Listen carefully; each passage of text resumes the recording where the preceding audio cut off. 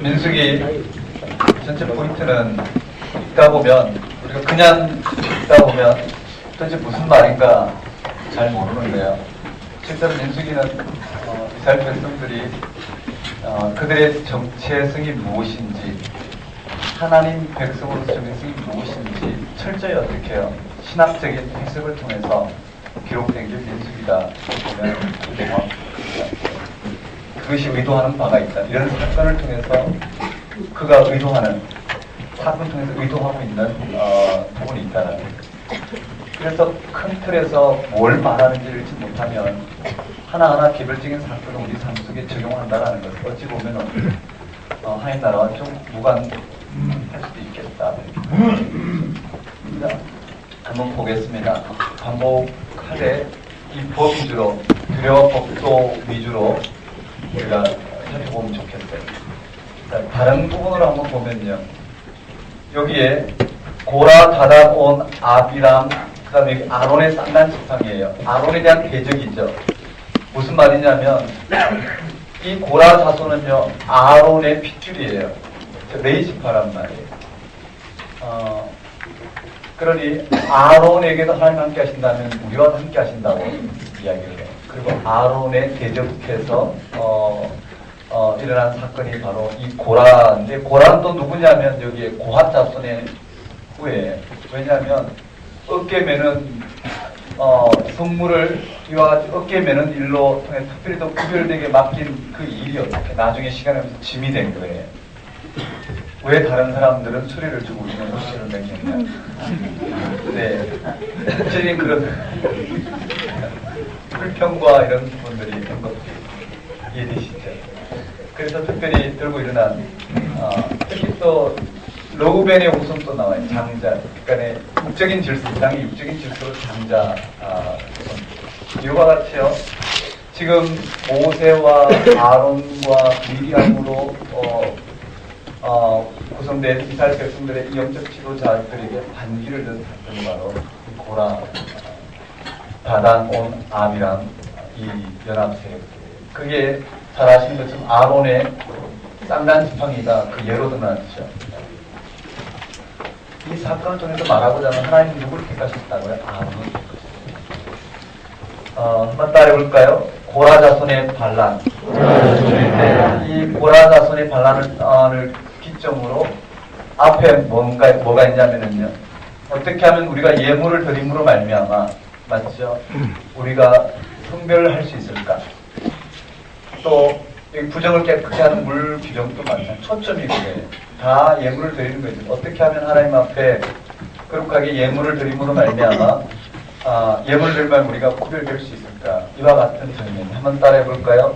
규례와 법도, 제사, 맞아요. 가나안 땅에 들어가서 하나님 백성으로 구별되게 살아가기 위해서 구별된 행위 중에 하나인 제사, 또 범죄했을 때의 속죄제, 속건제, 또 안식일 범한 자 처벌 사건, 또 옷단의 술, 이런 왜 이것이 들어갔는지는 중요하지 않아요. 왜 이런 항목이 들어갔는지 중요하지 않다고요.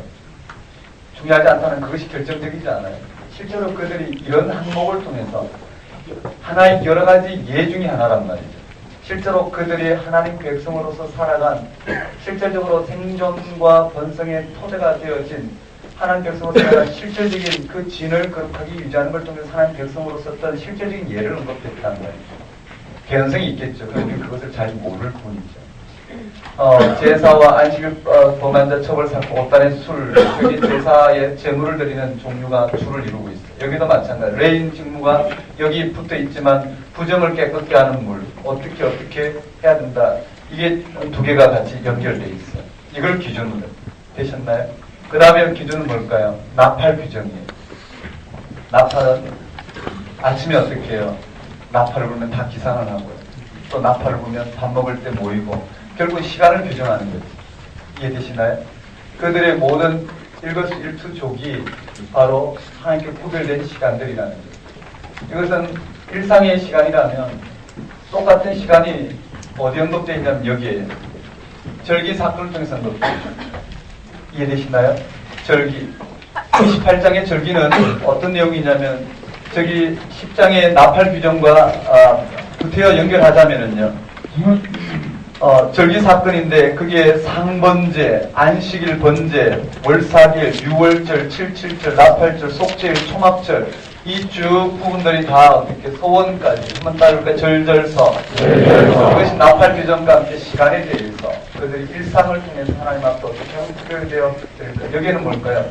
특별한 범죄 행위에 대해서 어떻게 하나님 앞에 이런 제사 행위를 통해서 이런 규정을 드리는 것을 통해서 구별될까라면 일상을 통해서 어떻게 하나님께 구별될까의 문제.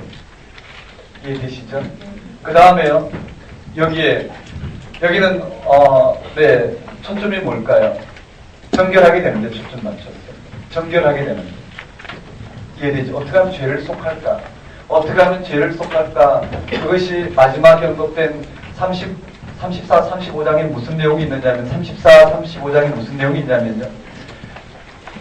34장에 34장에 나중에 차지하게 요단 서쪽 경계선과 기업 분배 책임자 있고요. 한번 따르고 요단 서쪽. 자, 34, 34장에 요단 서쪽 땅이에요. 흐름을 나중에 보겠지만 요단 서쪽 땅에 대해서 이 경계선과 여호수아에 언급될 이 기업 분배, 즉 땅 분배죠. 네, 땅 분배, 기업을 분배하는 내용이 나와 있고, 이 요단 서쪽과 요단 동쪽이 땅 분배가 요단 서쪽, 요단 동쪽이 땅 분배가 되었어요. 그러고 난 다음에 여기 법 규정이 나오는데, 도피성은 이 내용과 함께 묻어 나와야 되겠죠. 한번 따르까 도피성. 도피성은 뭘까요? 부지 중에 살인을 하게 되면 보복을 피해서 특별히 공적 기관으로 레이지파이 성읍 중에서 6개의 성읍이 도피성으로 구별되어 있는데 도피성에 숨어요. 그리고 제사장이 죽기까지 그 도피성에 머무는 거예요. 제사장이 죽으면 이제 자유롭게 되는 거예요. 그런 걸 통해서 어떻게 해요? 죄를 속하는 또 다른 방식의 죄를 속하는 네, 이와 같은 법이 여기 언급돼요. 이렇게 규정을 보면 조금 더 좀 정리가 되지 않을까 생각합니다. 이해되시겠어요? 즉 유대문학의 특징이 별 어떻게 해요? 오늘 우리는 기성정결로 끝나지만 유대문학의 특징은 우리 시처럼 어떻게 해요? 수미상관이라고 해야 될까요? 앞에 언급되면 뒤에 언급되고 이렇게 구조가 되듯이 유대문학은 처음부터 어떻게 해요? 기성, 그쵸? 쭉 올라가서 기성정결로 하면 좀 그렇군요. A라면 B라면 C라면 D라면 다시 C 다시 D 다시 A 다시 이런 부분을 통해서 말하고자 하는 핵심이 그런 구조로 되죠. 왜 그랬을까? 가만히 생각해보면 구전이 되기 때문에. 이해되시겠어요? 같은 패턴으로 비슷하게 언급됨으로 구전이 되기 때문에 듣는데 그만큼 익숙하지 않을까? 뭐 이렇게도 이야기합니다. 어쨌든 강조의 포인트가 그렇게 되어 있다고 보면 돼요. 자, 다시 한번 우리 따라해봅시다. 한번 따라해볼까요? 신해산에서. 지금 신해산에서의 규정이에요. 여기까지요. 신해산에서의 규정이에요. 신해산에서 나팔 불고 출발하는 거예요. 그리고 광야에서 규정이 마지막까지 언급되어 있어요. 전체 흐름을 보면 한번 따라해볼까요? 1차 인구조사. 2차 인구조사. 흐름을 봅시다. 1차 인구조사. 20세 이상 남자 싸움에 나갈 60만 3,550 유다 문하세. 유다 지파가 최다 인구고 문하세가 최소 인구라는 거예요. 그리고 계수에서 빠진 지파가 레이 지파인데 레이 지파의 임무는 진을 거룩하게 유지하는 것이다. 실질적인 싸움은 어디서 이루어지냐면요. 진을 얼마만큼 거룩하게 유지하는 거예요. 그래서 이 진 배치가 언급되어 있고 그 진의 한가운데 레이 지파가 숨기는 성막이 언급되어 있어요. 그리고 이 성막에서 이 진을 거룩하게 유지할 레이 지파에 관련된 내용이 우리 어떻게 해요? 3장, 8장, 18장에 레이 지파의 직무에 대해서 언급된 것처럼 굉장히 많이 언급되어 있어요. 핵심 세력이죠. 자, 유다, 이사갈, 스불론으로 해서 동남, 서북으로 마지막 납달리 지파까지 이렇게 연결되어 있어요. 이동은 그렇게 이동해요. 자, 진을 거룩하게 유지할 핵심 세력인 레이 지파의 이 임무와 계수가 있는데 그 중에 아론의 자손들이 언급되어 있고요. 그리고 레인의 임무와 계수, 그 중에 임무에 대해서는 사장의 성막에서 임무가 결정적이었어요. 그리고 1개월 이상 남자를 조사했더니 이 당시 22,000명이었고 유대 남자 태어난 초태생들 세어봤더니 22,273명이었어요. 이 나머지 인구에 대해서는 5세겔씩에서 성전 인두세 5세겔씩에서 바치는 내용이 언급되어 있습니다. 자, 그리고는 오한 게르손 무라리로 구성된 이 성막에서 관련 업무가 이와 같이 소개되어 있어요. 물론 성막에서 사용하는 수레와 소는 이 예물을 드리고 예물을 드린 그 예물을 가지고 어떻게 해요? 이들은 이와 같이 성전을 거룩하게 구별하는 데 사용되어졌죠. 성막을. 자, 그리고 이스라엘 백성들이 실제로 어떻게 해요? 실제로 광야에서 영적 전쟁의 가장 핵심이 바로 여기 언급되어 있다는 5장 6장. 이스라엘 백성들이 광야에서의 실질적인 영적인 전쟁은 얼마만큼 하나님으로부터 구별되어 이 세상부터 구별되어 하나님께서 선언에 달려 있었어요. 그것이 실제 적용된 것이 어떻게 그래야 목도의 연금 한번 따라볼까요? 부정을 정결케. 그러니까 나병, 유출병, 시체를 만지기는 부정해지는데 레이기 연금된 거죠. 그걸 정결하게 하는 것. 세상 범죄, 그것을 정결하게 하는 것. 간음, 의심, 처리 규정을 통해서 정결하게 되는 것. 그 다음 나실인, 그 다음 제사장 축복문을 통해서 이스라엘 백성들을 얼마만큼 정결하게 하나님 백성으로 세우느냐. 이것이 초점이다. 그리고 실제로 어떻게 해요? 예물을 드리고 유다 지파부터 납달리가 왜 끝일까요? 동남서 북의 유다가 처음이고 납달리가 끝이죠. 그리고는 이 진을 거룩하게 유지해야 될 레인의 직무에 대해 다시 한번 상세하게 설명하고 있고요. 자, 6월절을 지키고 구름기둥, 불기둥 연극되면서 나팔을 불고 한번 따르고 나팔 기정. 신해산 출발. 신해산 출발. 10장 12절에 신해산 출발. 그때 신해산 출발하는 그때 날짜가 언급되어 있죠. 2년 2월 20일. 신해산 출발은 2년 2월 20일 날 출발. 한번 따라해볼까요? 2년 2월 20일.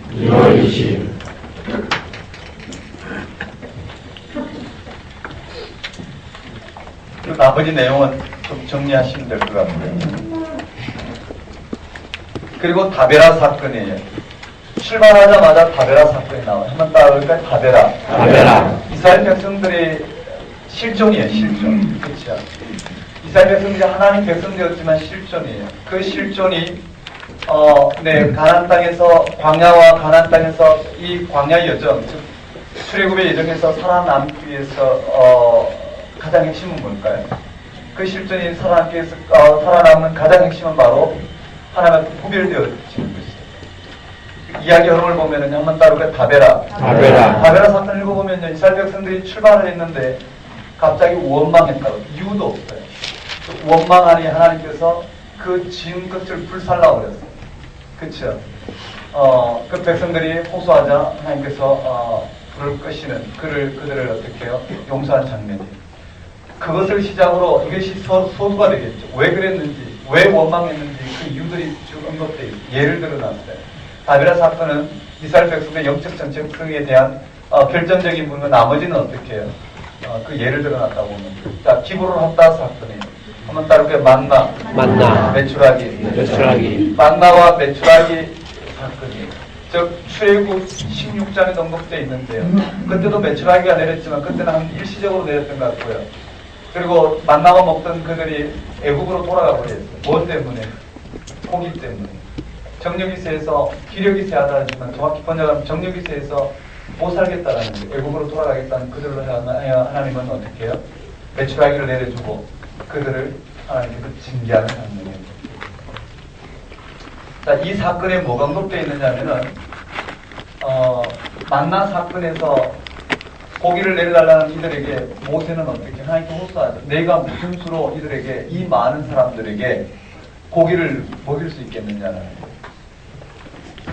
그러면서 자신의 지도력에 대해서 혼자서 이것을 다 감당할 수 없다는 거예요. 거기에 대해서 하나님께서 먼저 그 지도력에 당신의 영을 허락하셔서 70장로를 세우고, 그리고 난 다음에 만나와 메추라기를 내려서 이 백성들로 하여금 원망을 그치게 하고 탐욕을 부른 그들을 하나님께 치셔서 기브로 핫다와 사건을 일으켰어요. 자, 이 사건이 가리키고 있는 궁극적인 의도가 무엇인지 우리가 좀 읽어봐야 되는데, 자, 한번 따라볼까요? 기브로 핫다와. 하세롯에 도착했을 때 모세가 구스 여인을 취하자 미리암과 아론이 모세를 비방하는 사건을 통해서 하나님께서 이 모세를 흔들어주는 장면이에요. 그 다음에 바란 광야에 도착했을 때 숫자와 이런 것들은 여러분 도저히 있으니까 정리해서 보시면 바란 광야에 도착했을 때 가나안 정탐을 갔어요. 정탐 갔다 온 그들이 어떻게 해요? 원망을 하는 장면. 이들이 원망의 실체가 무엇인가도 우리가 들여다봐야 되겠죠. 그리고는 40년 광야길이 명해졌고요. 그리고 호르마까지 이와 같은 호르마까지 쫓겨오는 무슨 사건이냐면 정확히 보면 바란 광야에서 가나안 정탐꾼들이 왔죠. 10명이 갈렙과 여호수아를 제외한 10명이 그와 같이 이 출애굽의 계획을 하나님의 계획으로 받아들이지 않고 모세의 자가 추진 방식으로 자신이 왕이 되고자 이와 같이 인도에서 우리를 가난한 사람의 손에 죽게 만든다고 원망을 해요. 그들 향하여 하나님께서 모세를 통해 하나님께서 40년 광야길을 명해주자. 그러면 이들이 어떻게 해요? 그럼 우리가 당장 올라가겠다. 올라가지 말라고 그랬는데 40년 동안 머문다고 이야기했는데 당장 올라가서 어떻게 해요? 가난을 치다가 패해서 어디까지요? 호르마까지 쫓겨나는 이와 같은 부분이 이런 모든 것을 통해서 말하고자 하는 것은요. 이스라엘 백성들의 실질적인 가나안 땅에서의 싸움은 영적 전쟁이라는 거예요. 얼마만큼 하나님 백성으로 거룩하게 구별하여 서느냐. 그것이 이스라엘 백성들의 생존과 번성의 토지라는 거예요. 이해되시겠어요? 이건 이제 여호수아부터 조금 더 구체적으로 드러나겠죠. 자, 호르마까지 쫓겨났고요. 그들 향해서 다시 또 어떻게 해요? 교회와 법도를 통해서 이스라엘 백성들이 정체죠. 이스라엘 백성들이 어떻게 해요? 이와 같이 가나안 땅의 도시 국가들의 자체 방어만 능력을 갖고 있는 그들의 위협 앞에 두려워하거나 아니면 그들이 스스로 차지하고자 해서 호르마까지 쫓겨가거나 이런 것이 아닌 그들이 해야 될 것은 어떻게 해요? 하나님이 이루실 일에 온전히 동참하는 거예요. 가나안 정탐은 하나님의 일이에요.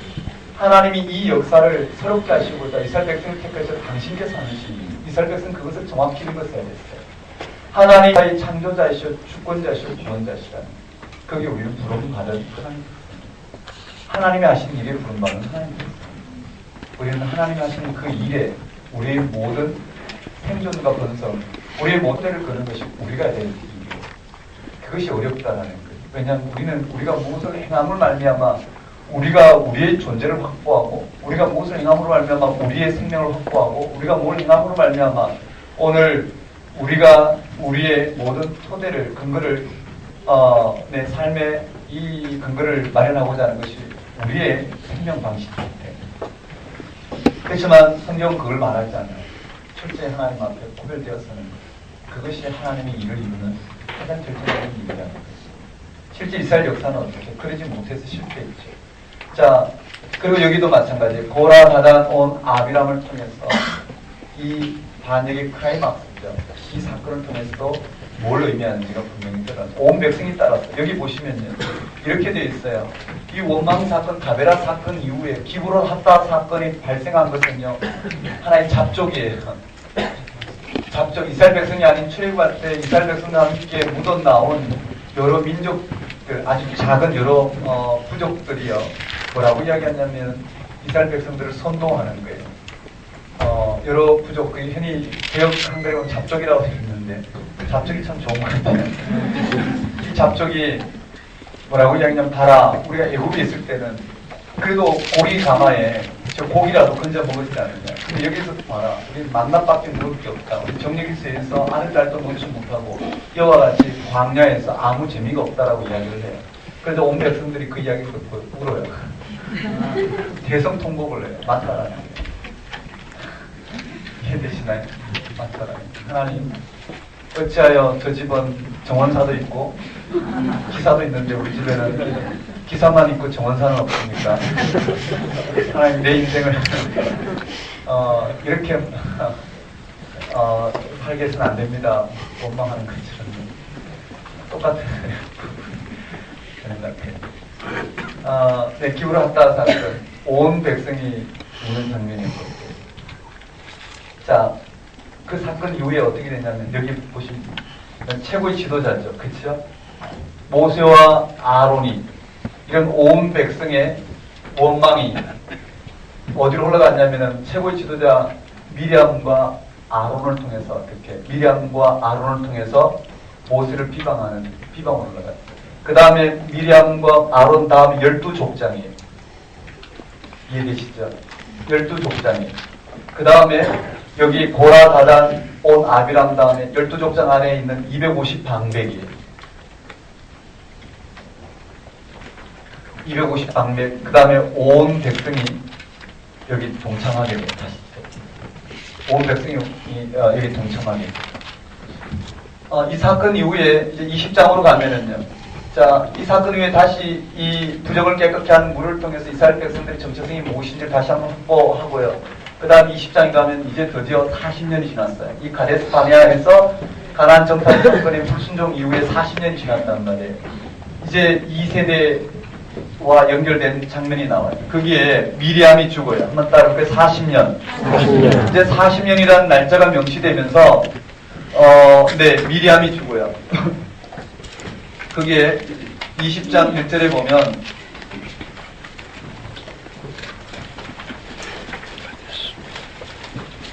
첫째 달에 이스라엘 자손 곧 온 회중이 신광야에 이르러 백성이 가데스에 이르러 거기에 하나 초점은요. 온 회중이라는 말이 뭘까요? 회중이라는 말이 오늘날 교회라는 말하고 오온이 같죠. 회중이 신광야에 이르러 백성이 가데스에 이르렀더니 한번 따라오게 가데스. 신광야 가데스에 이르렀더니 그렇죠. 신광야 가데스에 이르렀더니 미리암이 거기서 죽으면 그게 장파되리라. 언제요? 첫째 달 40년 가데스에 40년 1월에 그쵸. 가데스에 머물렀는데 여기서 누가 죽냐면 한번 따라올게 미리암이 죽어요. 이제 40년이 지났단 말이죠. 미리암이 죽고 다시 또 무슨 사건이 벌어졌냐면 가데스에서요. 물이 없어 원망한 사건이에요. 한번 따라올까요? 무리바 물 사건이 다시 한번 언급되는 거예요. 원망 사건. 한번 따라올까요? 무리바 물 사건. 다시 가데스에서 원망 사건이 나와요. 원망인데 여기에 무리바 사건이에요. 무리바 물 사건을 통해서 자 이렇게 보셔야 돼요. 온 회중이 이와 같이 네, 원망하는 가운데 시작된 이 이스라엘 백성들의 불신앙이 미리암과 아론 12족장 그 다음 250방명 온 백성 이해되시나요? 그리고 누구에게로 갔냐면 모세에게로 갔죠. 한번 따라올까요? 모세. 이 무리와 물 사건을 통해서 이 모세가 하나님께 불순종하는 장면. 결국은 어떻게 해요? 이 사람 모세는 온유하기가 모든 사람보다 뛰어나더라. 그 모세를 온 백성의 원망이 어떻게 결국 끌어내려 버렸다는 말이죠. 이런 장면이 여기 물과 물 사건을 통해서 언급되어 있고요. 그리고 모세에 대한 징계는 가나안 땅에 들어가지 못하는 거죠. 그 다음에 가데스에서 호르산까지 거쳐가는 가운데 누가 죽냐면 아론이 죽어요. 한번 따르니까 아론의 죽음이 언급되고 지금 흐름을 이야기하고 있어요. 이 아론 죽음 이후에 이스라엘 백성들이 21장에 가면 어디로 들어가냐면요. 아랏. 한번 따르니까 아랏. 여기에 아랏 왕을 쳐봤어요. 아랏을 정복하고 그렇지만 다시 또 어떻게 해요? 백성들이 원망해요. 에돔 땅으로 에돔을 가로질러 가지 말고 전쟁이 날까 가로질러 말고 에돔 땅을 돌아 홍해길로 가라는 것 때문에 백성들이 원망해요. 한번 따라볼까요? 원망. 백성들이 원망하자 잘 아시는 것처럼 불뱀 사건이 일어나요. 불뱀 사건이 일어나고 그다음 녹뱀을 만들어 백성들이 살아나게 하는 이와 같은 내용이 언급되어 있어요. 그리고는 모압 땅이 언급돼요. 모압 땅으로 들어가는데 그게 어디에 언급되어 있느냐면 부엘에 도착해. 한번 따를까? 부엘. 자, 아랏을 거쳐서 불뱀 사건을 거쳐서 어디로 가냐면 부엘로 들어가요. 한번 따를까? 부엘. 이게 결정적이란 말이에요. 부엘을 한번 동그라미 하고 그 내용을 한번 읽으면서 정리하시면 되는데요. 이 시간에 다 다룰 수는 없고요. 드디어 부엘에서는요. 물이 떨어졌지만 원망하지 않고 어떻게 해요? 실제로 우물을 판 사건이에요. 이 우물을 판 사건 단 한 번 어떻게 해요?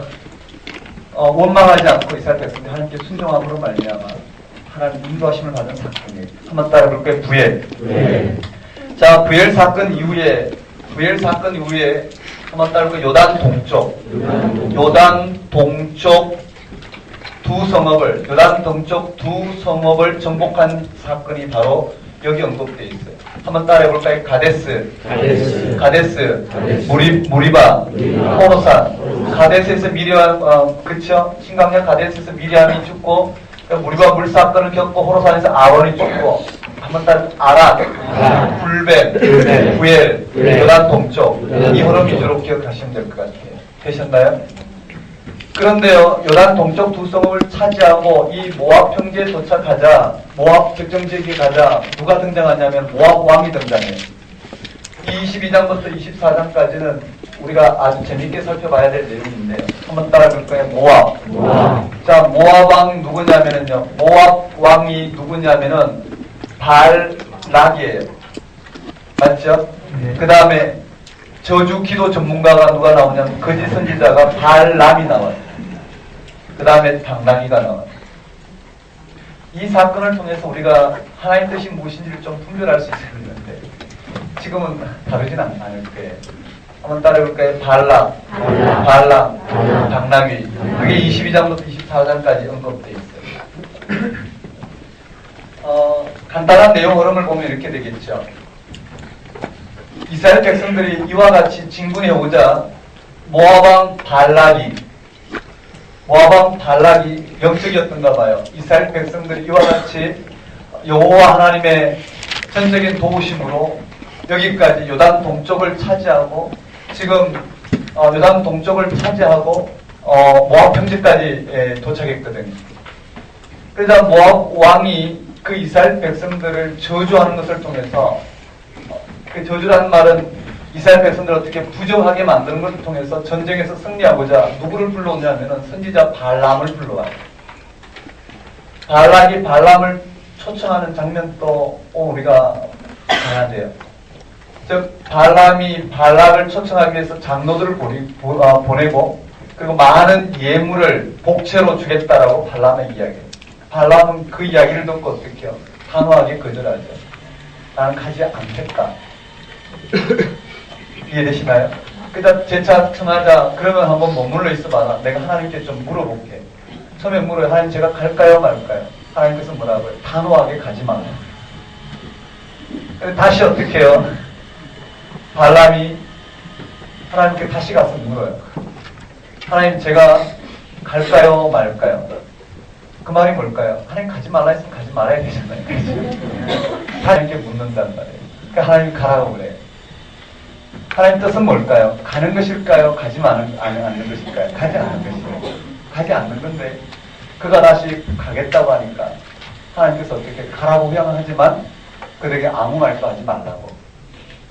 이런 장면을 통해서 하나님 뜻을 어떻게 분별해야 되는가? 왜 발람은 그런 방식으로 하나님 뜻을 얻어냈나? 이런 부분들이 우리가 미묘하게 좀 살펴봐야 될 내용인데요. 나중에 보기로 하고요. 자, 결론은 그거예요. 발락이 발람에게 많은 복채를 주기로 하고 발람을 통해서 이스라엘 백성들에게 저주하도록 했어요. 그래서 발람이 발람을 이 산꼭대기에 세웠어요. 이스라엘 백성들이 여기서 이렇게 오고 있었죠. 바라보고 저주를 하라고 그래요. 발람은 영적인 존재거든요. 그러니 저주를 하려고 하다 보니까 이스라엘 백성들에게 뭐가 걸려 있느냐 하면은 아브라함의 축복이 걸려 있는 거예요. 아브라함에게요. 복이 되게 하셔서 축복하는 자에게 복을 주고 저주한 자에게 저주가 준다는 걸 안다는 말이에요.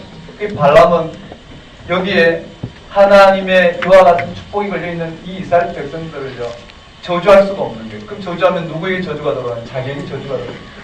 그러니까 어떻게 해요? 하나님의 계시 사건을, 이스라엘 백성들을 향한 하나님의 계시 사건을 드러낼 수밖에 없는 거예요. 축복할 수밖에 없는 거예요. 하나님이 이스라엘 백성들에게 주신 계시 사건을 축복할 수밖에 없어요. 그래서 발람은요, 하나님이 이스라엘 백성들을 향한 그 계시 사건을 어떻게 해요? 들려줄 수밖에 없는 거예요. 발람이 하나님 앞에 올바른 선지자라서가 아니라 하나님은 그 거짓 선지자를 통해 저주기도 전문가를 들어서 하나님이 이스라엘 백성들을 향해서 이루어진 이스라엘 백성들의 영적 정체성을 드러내고 있어요.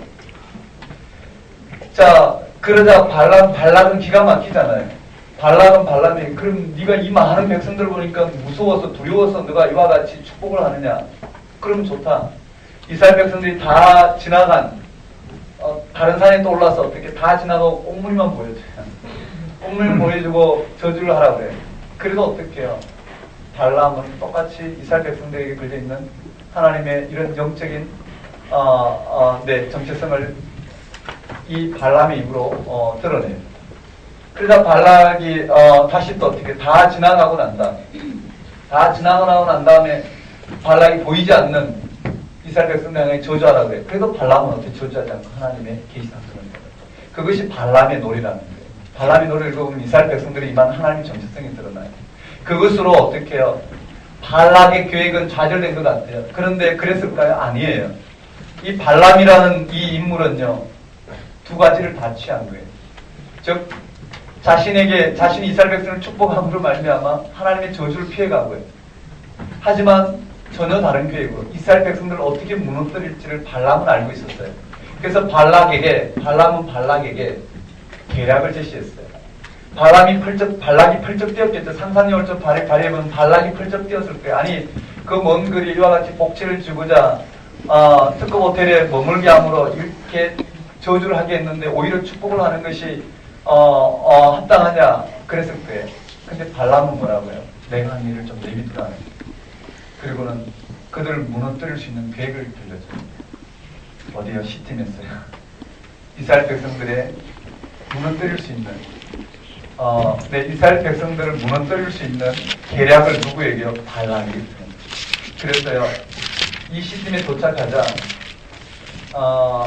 이방 신을 섬기는 여사제들, 창기들이죠. 왜냐하면 그들에게는 어떻게요? 이 신전이 온다라는 것은 이 여사제들과의 이 성관계를 통해서 신과 하나가 된다라는 이런 가난 풍습이었기 때문에 여사제들을 들어서 이 광야 40년 동안의 문화를 접해보지 못한 이 남자들을 유혹하게 만들어요. 그리고는 이 모압행지 시팀에서 이스라엘 백성들이 음행하게 돼요. 시팀에서 음행하게 되죠. 이걸 통해서 이스라엘 진이 더럽혀져요. 그래가지고 누가 승리했나요? 모압이, 발락이 승리했어요. 즉 이스라엘 백성들이 어떻게 해요? 무너졌단 말이에요. 이해되시겠어요? 이 이야기가 어디 나오냐면 31장 16절인가요? 발람의 꾀로 말미암아 시팀에서 음행하게 되었다라는 말이 나와요. 31장 16절에 뭐라고 되어 있냐면 제가 읽어드리면요.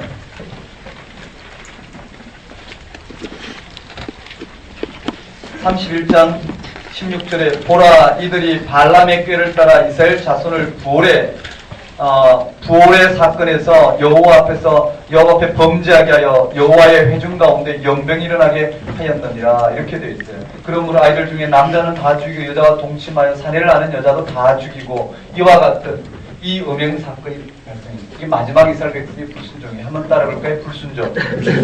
이스라엘 백성들이 여기에서요 음행한 사건이. 자, 이렇게 이야기 흐름이 그렇다라는 거예요. 이해되시겠어요? 한번 따라해볼까요? 발람, 당나귀.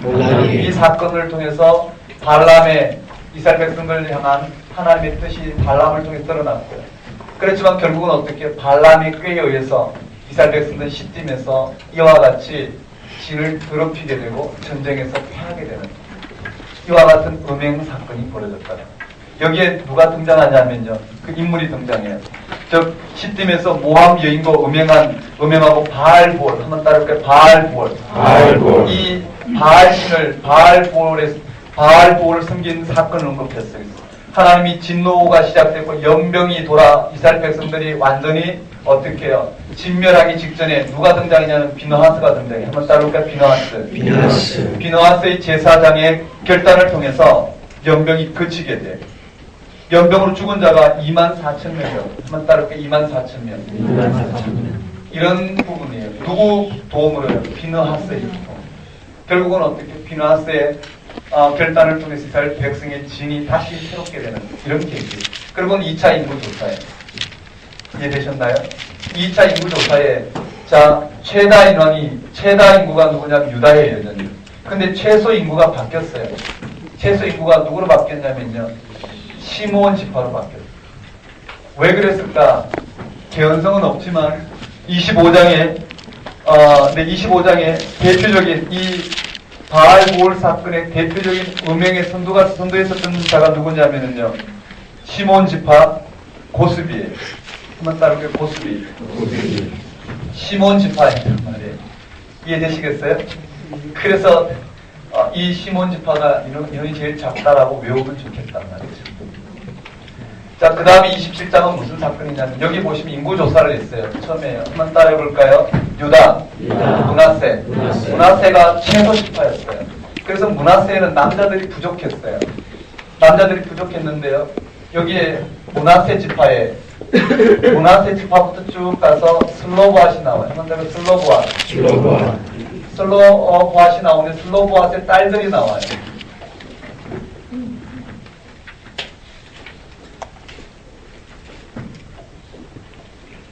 슬로보앗의 딸들이 나와요.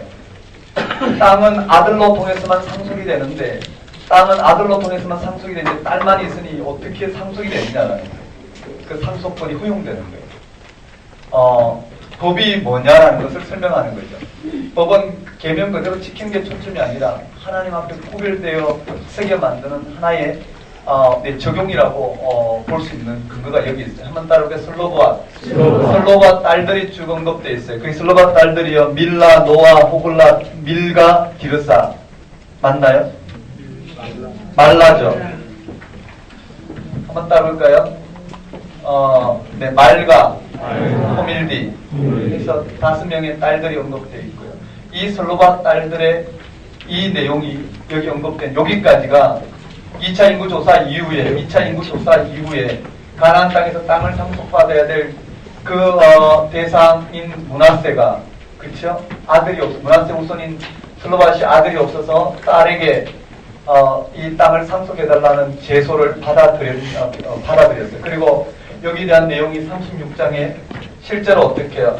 실제로 법이 집행돼. 한번 따라해볼까요? 슬로바앗 딸들. 므낫세 지파의 슬로바앗 딸들의 상속이 실제로 집행된 내용이 36장인 겁니다. 이렇게 언급되어 있는 거예요. 자, 그 다음에 한번 따라볼까요? 절기, 소원. 자, 절기, 소원이 언급되어 있고, 그 다음에 다시 또 이야기가 31장에 가면은요, 실제로 31장에 가면 미디안을 정복한 장면. 한번 따라볼까요? 미디안. 모압을 정복한 장면이에요. 미디안 정복했어요. 이스라엘 백성들이 다시 한번 어떻게 음행 사건을 통해서 부정해졌다가 비나스를 통해서 회복되기 시작했고, 그 다음에 이런 절기, 소원, 이런 규정을 통해서 이스라엘 백성들이 정체성을 언급함으로 말미암아 하나님 백성으로서 정체성을 회복하게 되었고, 그리고 다시 어떻게 여기에 미디안 정복이 이쪽이군요. 한번 따라볼게요. 미디안 정복, 즉 모압 지역을 정복하고 발람을 쳐부순 사건이에요. 미디안 정복하고 요단 동쪽에서 미디안 정복하고 이제 요단 서쪽 요단강을 건너기 직전이죠. 그래서 요단 한번 따를까요? 요단 동쪽 땅을 여기에 요단 동쪽 땅을 차지했기 때문에 이 요단 동쪽 땅은 아예 어떻게 해요? 예고에 없었단 말이에요. 그렇죠? 이스라엘 백성들이 요단 서쪽 땅을 주겠다고 했는데 요단 동쪽 땅이 분배가 되는 거예요. 실제로 분배되어서 이스라엘 백성들에게 어떻게 해요? 주어졌어요. 한번 따라해볼까요? 르우벤, 갓, 므낫세 중에서 절반은 요단 동쪽 땅을 차지하게 되는 이 내용이 언급되어 있고요. 33장의 아주 중요한 내용인데 33장에서 전체 출애굽의 여정이 출애굽 경로가 요약되어 있어요. 한번 따라해볼까요? 출애굽 경로. 전체 이 출애굽 경로가 요약돼서 여기까지예요. 그리고는 33장 50절 이하의 모세를 통해서 여호와께서 이스라엘 백성들에게 다시 한번 명하신 명령이에요. 율법에 관련된 거예요. 율법에 관련된 것이 요단 서쪽 땅을 차지하게 되면 경계선, 요단 서쪽 땅 차지하게 되면 요단 서쪽 땅 경계선이 뭐고 기업 분배를 누가 어떻게 어디서 하라는 부분이 주어지고, 그리고 그 중에 도피성 제도를 정함으로 말미암아 이스라엘 백성들의 정체성이 어디 있는지를 다시 한번 확인해 줄 수 있는 장면. 그리고 마지막 마무리가 슬로바앗 딸들에게 상속권이 주어집니다. 이해되시겠어요? 민수기가 공부하기가 가장 까다롭고 무슨 말을 하는지 그 내용을 듣기가 어려워요. 그렇지만 모세오경 전체 이스라엘 백성들에게 드러내고 있다 하는 그 의도에서 본다면 분명하다. 여러분이 이런 정도로 인식을 하게 되면 성경은 이제 좀 도움이 되지 않을까 생각합니다. 자, 여기까지요. 한번 반복해서 외워봅시다. 글을 한번 보시고요. 창출, 내, 민, 신 이렇게 가는데요. 자, 민숙이에요. 가장 까다로우신 민숙인데요. 한번 따라해 볼까요? 1차 인구조사, 진배치, 레위인 계수, 회막에서의 업무. 자, 그렇게 흐름을 가져볼까요? 한번 따라 1차 인구조사, 20세 이상, 싸움에 나갈 유대 남자, 60만, 3,550 되셨나요? 최다, 최소, 유다, 문하세, 레이지파는 계수에서 빠졌어요. 그리고 특별히 진을 어떻게 거룩하게 유지하는 직무를 맡아요. 그리고 이제 진으로 들어가요. 한번 따라 진배치, 동남서북, 유다, 납달리 되셨나요? 한번 따라해 볼까요? 성막에서 진을 거룩하게 유지해야 될 이와 같은 임무를 맡은 레인이에요. 한번 따라 레윈 임무, 계수 22,000명. 네, 거기에 대해서 부족한 한 사람당 5세겔씩 맞죠? 성전세로 바치는 내용이었어요. 인두세죠. 그 다음에요. 4장으로 가면 성막에서 레인의 직무에 한번 따라볼까요? 성막에서 레인의 직무, 고핫, 게르손, 무라리. 자, 고핫은 어깨에 매는 이게 깨지기 쉬운 거나 아니면 법계, 언약계와 같은 것들이. 그 다음에 나머지는 성막 기둥이나 천막이나 줄이나 이런 나머지 성막 기구들을 수리해 실어요. 한번 따라해볼까요? 게르손, 무라리. 네, 그게 수장들이 누군지는 나중에 보시면 돼요. 그 다음에요, 규례와 법도가 나오는데 이것이 이스라엘 백성들이 광야와 가나안 땅에서 해야 될 영적인 정체성이에요. 맞죠? 그들의 생존과 번성의 토대에 하나님께서 구별되어 서는 것. 자, 한번 따라해 볼까요? 부정을 정결케 하는 나병, 시체, 재산범죄, 간음의식, 나시, 제사장 축복문. 이해되시겠어요? 그 다음에 실제로 어떻게 예물 드리고 유다, 납달리, 동남서북 순서예요. 같이 연결되어 있죠? 유다, 납달리. 그 다음에 한번 따르면 레위인. 그 다음 6월절, 구름기둥, 불기둥.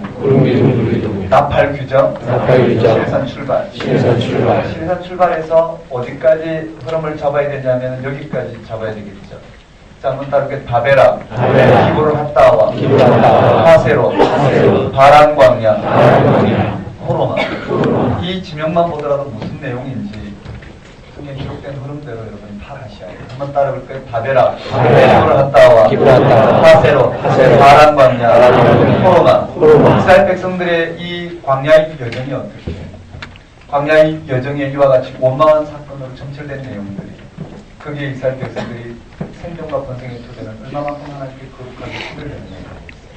한번 따라볼까요? 제사, 안식일 범한 자, 못한의 술. 여러분 실제로요 안식일이 강력하게 지켜진 것은요 포로 때부터예요. 실제 이스라엘 문헌에 보면 포로 때부터예요. 그게 아이러니죠.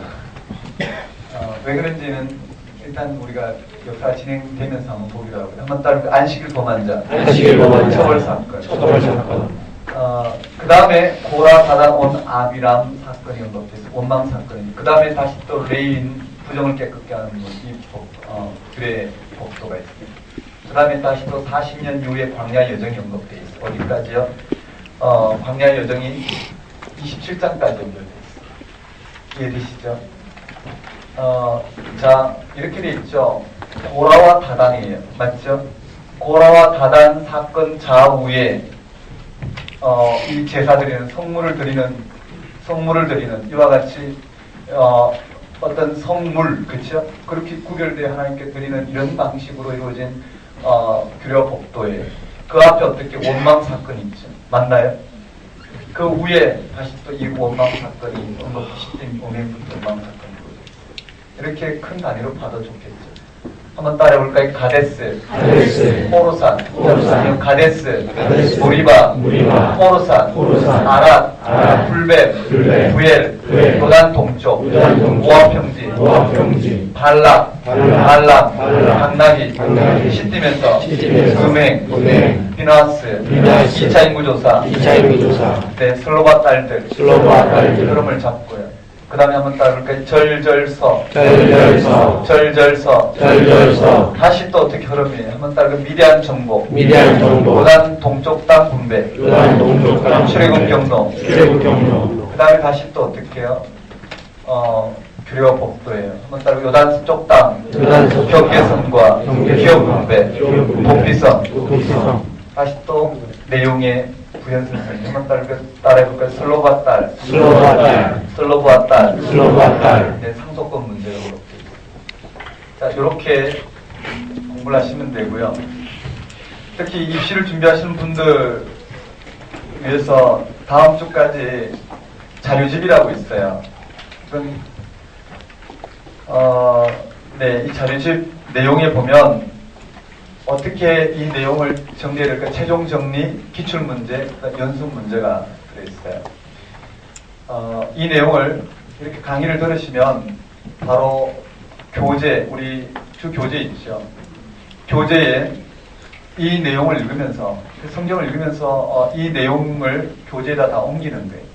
이 내용을 교재에다가 다 옮기는 거예요. 그러면 어떻게 공부해야 될지, 옮기는 과정에서 단순 암기들은 파괴되고 어떻게 해야 될지 방향이 잡히는 것이죠. 즉, 이 자료집 스터디 그룹이 있는 분들은 아마 우리 도움이 전사님들이 잘 소개할 거예요.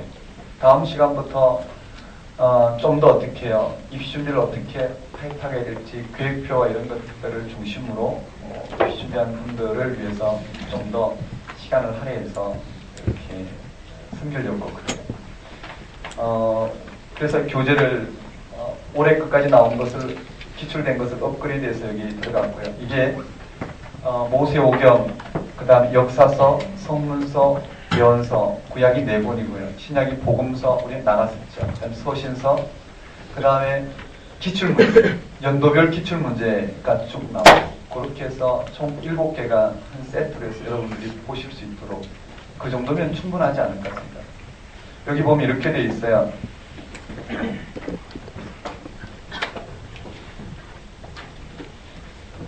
민수기 어떻게 정리해야 되나 단구나 그 다음에 한 장의 정리 그 다음에 장제목 암기 이 순서대로 하라고 표시되어 있으면서 이렇게 되어 있어요. 자, 인구조사 1차 인구조사가 몇 장에 있나요? 1장. 여기 항목이 이렇게 되어 있어요. 1차 인구조사 하면 출애굽 1장에 출애굽 몇 년이죠? 2년 2월 1일 날 되어 있다는 표시가 되어 있어요. 2년 2월 1일 어디에서? 시내산에서 모세가 아론과 그치 모세와 아론과 12족장이 중심이 되어 20세 이상 60만 3,550명 유다, 므낫세, 레이지파 제외 이런 정보 정도로요. 그 다음 2차 인구조사는 어떻게 돼요? 2차 인구조사는 아론이 이미 죽은 상태죠. 그쵸? 누가요?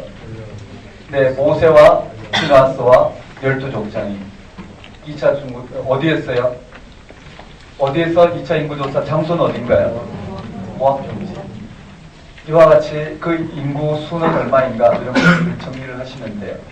그 다음에 지파의 진 배치 이게 항목을 이렇게 잡아놨어요. 공부해야 되는 항목. 두 번째 지파의 진 배치 하면 동남 서북 최다 지파 아니 맨 먼저 선 사람 선지파 나중에 선지파 그 다음 레인 직무와 계수 즉 아론의 아들들 그쵸?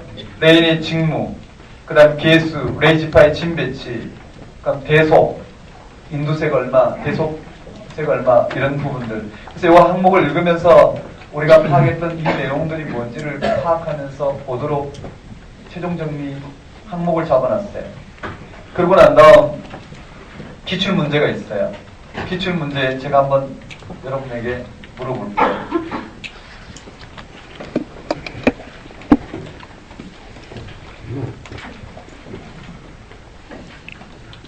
고라와 함께 모세를 반역한 사람은 다담, 아비람, 그리고 누구였나요? 온. 맞죠? 그래서 온만 외워갖고 시험장 갔는데 고라와 온과 아비람 그러니까 반역한 사람 또 한 사람 누구냐 했을 때 이거 반칙이다. 그러니까 그 한 내용만 딱 잡으면 주변의 내용을 다 익히는 거예요. 제가 그 포인트를 잡아놓은 부분들을 가지고 교재 정리된 정도, 그 다음에 이 자료집을 정리한 정도만 파악이 되는 성경을 읽으면서 그 내용을 다 딸려오게 돼 있다 볼 수 있겠죠. 그 다음에요. 시딤에서 이스라엘 백성이 바알보울의 축제에 가담하여 여호와의 질투를 초래하였을 때 이에 가담한 두 남녀를 살해함으로써 여호와의 진노를 돌이킨 제사장 이름은요? 그것만 또 외우면 안 되죠. 비나스가 축제에 가담한 두 사람을 심판했는데 두 사람의 이름은 옳게 짝지어진 이름은 이렇게 나올 거란 말이죠. 광야에서 이스라엘 12지파는 성막을 중심으로 행군했는데 에브라임 지파와 유다 지파는 각각 어느 편에 위치해 있습니다. 유다 지파는 어느 편에 위치해 있죠? 동쪽. 에브라임 지파는 남쪽이죠. 맞죠? 서쪽인가요? 서쪽 맞나요? 네. 유이스 맞죠? 유이스 러시가 에모네 제가 그걸 어떻게 할 수 있나? 교재를 보면 어떻게 오는지 나와 있어요. 이렇게 한 번, 두 번 접하면 어떻게 외울 의욕이 들겠죠. 이렇게 나왔다라는 걸 모르면 어떻게 내가 외워야 되는데도 자기가 나 이렇게까지 외워야 되나? 이러다가 성경 복사되는 게 아니라 스스로 대견해하는데 문제를 풀어보면 어떻게 해요? 당연히 이걸 다음 주부터 조금 더 강조하면서 좀 살펴볼 텐데요. 이렇게 돼 있어요. 눈의 아들 여호수아의 다른 이름은요? 보세요. 어디에 나오죠?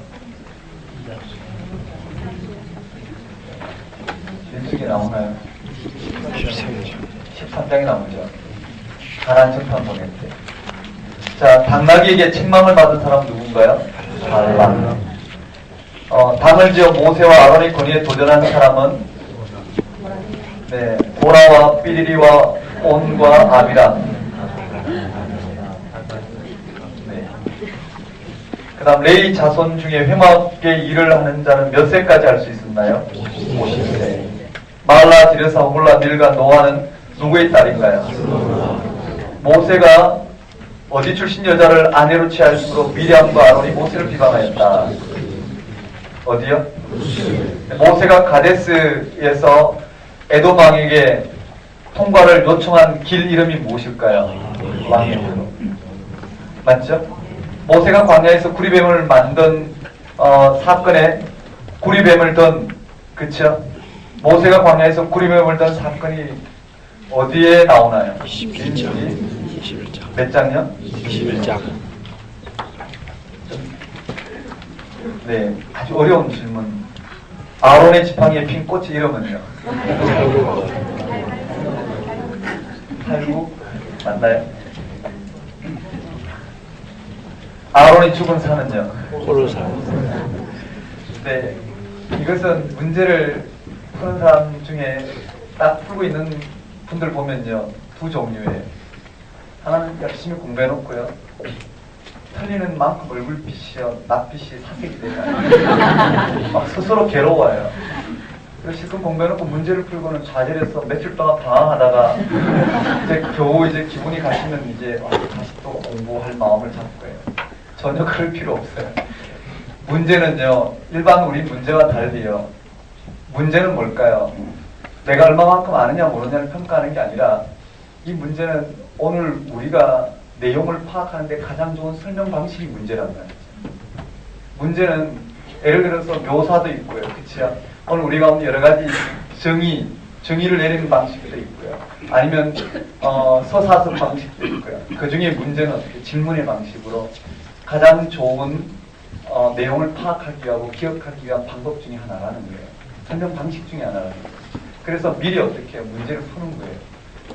그리고 시험 갈 때까지 예성 문제를 만들고 풀고 별로 그러면 소용이 없으리라는 거예요. 왜 그런지 나중에 우리 한번 볼 거예요. 그러니까 이건 뭐라고요? 내용을 파악한 도구로 사용하는 거예요. 이해되시겠어요? 내가 공부하고 문제를 풀면서 다시 한번 어떻게 체크하고 또 내용도 보고 문제를 풀고 그러면서 외워지는 건데 공부했는데 문제를 푸는데 내가 도무지 어떻게 해요? 문제를 못 맞춘다고 해서 실족하거나 합격하기 위해서 또 이렇게 한번 구약을 한번 쭉 공부한 사람이 기출문제 구약 나오면 당연히 풀어요. 그건 사라져요. 며칠 동안 안 보여요. 전혀 그럴 필요 없어요. 답을 다 동그라미 하셔요. 하나 동그라미 놓고 그렇고 풀고 익숙해져서 내용을 파악하는 게 우선이에요. 이해되시죠? 네. 처음 준비하시는 분들 대부분 거예요. 그래서 몇 개월씩 손해를 봐요. 네, 그러지 마시고 문제는 문제로서 얼마만큼 많이 아는지 정말 초등학생처럼 산수 열심히 고단을 외워놓고 시험 보고 그런 식으로 하지 마시고 하나의 설명 도구로 활용해서 깔끔하게 세트로 공부하시는 게 좋겠습니다. 기출문제는 어떻게 해요? 단고나 교재에다가 입히는데 사용하시고 서로 보완 관계에서 여러분들이 봤으면 좋겠다 싶어요. 되셨습니까? 네. 최대한 싸게 여러분이 가져가서 복사하는 복사비 정도를 네 그렇게 했어요. 복습집에 가서 복사집에 가서 파정해서 줄여갖고 이게 3,000원 이렇게 했어요. 그리고 수익이 건당 몇십 원씩 남으면 다 여기 재정으로 가져와서 여러분을 사용하는 거니까 네, 마음 어려워하지 마시고 필요한 만큼 이렇게 활용하셨으면 좋겠다 싶습니다. 자, 민숙이 이렇게 되어 있고요. 제가 이렇게 강의한 내용은 교재와 그쵸? 그 다음 문제풀이와 성경 읽는 것 여러분이 하셔야 될 걸 제가 해버리면 여러분들은 그만큼 손해예요. 흐름을 잡고 내용 파악하고 뭐가 기출 나왔는지 이런 것들 본인이 그냥 잠깐 하면 그 자체가 공부이기 때문에 그렇게 한 번만 겪으면 어떻게 공부해야 될지 너무나 쉽게 파악할 수 있어요. 시간이 없어서 누가 대신 훑어주고 풀어주고 그런 방식이라면 가능성이 없어요. 시험에 별로 경쟁력이 없지 않아요. 내공을 쌓아야 되는 내가 반드시 해야 될 것은 내가 하고 지나가야지. 지금 공부하는 부분과 앞으로 3개월 후에 공부하는 내용이 전혀 다르겠죠. 이런 부분들은 다음 시간부터 하나씩 우리가 좀 보도록 하겠습니다. 여기까지 민숙이 내용. 시간이 애매하지만 10분 쉬었다가